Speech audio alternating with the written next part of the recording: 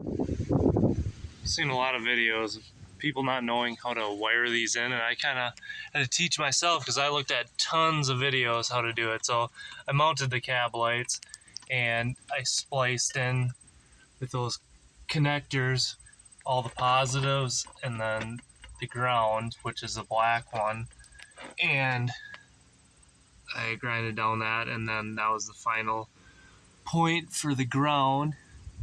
And I figured out that that guy right there where this red wire's running is where, when you turn on the key, that's when the lights turn on.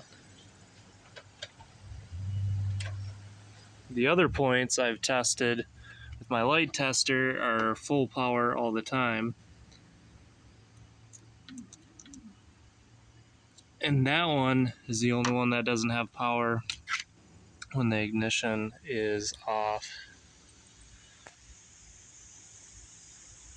So hopefully that helps people. This is a 2005 Silverado.